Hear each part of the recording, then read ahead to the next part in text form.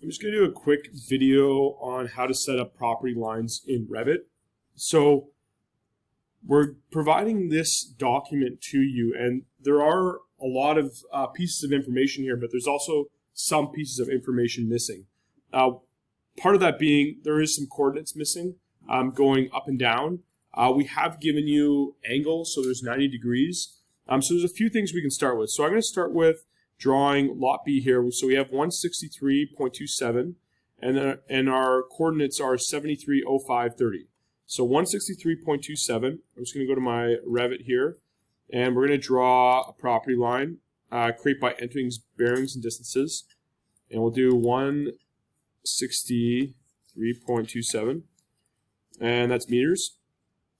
And then our bearings and distances are the 73.0530, and so one of the tips with this is you can do 73 space 05 space 30, and Revit will automatically translate that into degrees, minutes, seconds. So we can click OK, and so we have our line here now. So our line is on an angle, which obviously is annoying, but it's there for now. We will rotate project north, but I won't do that yet. So going back to here, we need to figure out what this dimension is. So this dimension is actually not that hard to figure out. Ultimately, we're just going to do some math. So I'm just going to pull up my calculator here. And we're going to do 203.45 minus this one right here, 100.72. And that gives us our next one, which is 102.73. So for this next one, I don't have a coordinates, but I do know it's at a 90-degree angle. So I've got a little trick here to get us that number.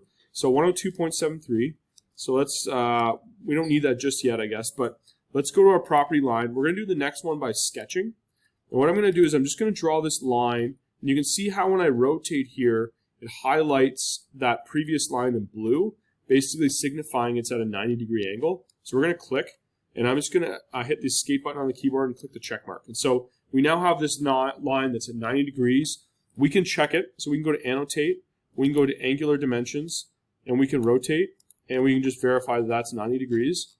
And so how do I get the bearings and distances? Well, this line actually has bearings and distances already in it. And so if I were to click edit table, and we click yes to convert it, it would have that number in here, so 1654.30. Another way to do that is we could tag it. So if I go to insert, I'm going to go to load Autodesk family. If you don't have Autodesk family, you can just go to the folders, just load family, and the folders are exactly the same. Mine always loads in United Kingdom for some reason, so I'm just going to switch that to US Imperial. It doesn't really matter. But I'm going to go to annotations here. Again, these folders are exactly the same, and if I go to civil, so annotation folder, then the civil folder, we have our property line tag here. We can load that in, and I can tag this property line to get that bearings and distance. So if we go here, we go to annotate, we go to tag by category, and we have our bearings and distance here. So we have our 1654.30. And so let's go back to our first line, and we're going to edit the table for this first line, and we're going to insert a new one. So that's our 1654.30. Was that right? I think that was right. And our next line is our 102.73. So let's type in 102.73, and we'll click OK. And you can see that this line is not going anywhere. And so I need to change this to be our same bearing. So let me just try southeast. Southeast, yeah. So it actually might be underneath this line here. There it is, yeah. So it is, oh no, maybe it's not. Where is that line? Yes, correct. So that was 102.73. So I'll just change this to be 73, good catch. So that's in meters now, and there we go. So we have that line going down there. And depending on where you want to do this line, this is a little bit of a trick with Revit. So if I wanted this line to go up, not down, I actually just have to flip this. So I have to go, instead of south, I go to north. Instead of east, I go to west. And that line will go up now. So that's kind of a trick. So it's basically the south, and if you flip it, it just goes the other direction, basically. So we have these two lines. We want to do the next line. And so this line is going to be the same as this one here. So I'm just going to copy that number, and we want to go down. And so we'll put that same thing in, and we'll copy the same bearing and distance as well. And this one is northeast. We probably want to go southwest. Southwest. And let's click OK, and we'll just see what that went. So right direction. And then the last one is, again, just the same as this.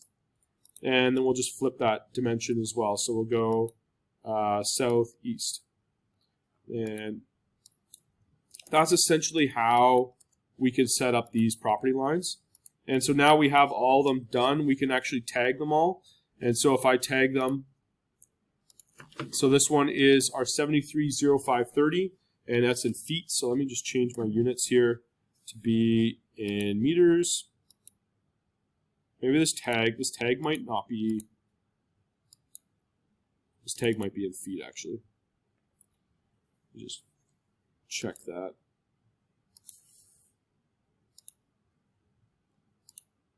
Oh yeah, so the tag, if I just change this to be use project settings, it'll automatically do that in meters. I'm just not going to save that.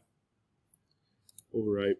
And now that's 163 meters. So I think that was, yeah, I think that was the right number, right? 163, yeah. So I would just have to go back and add decimal places in there.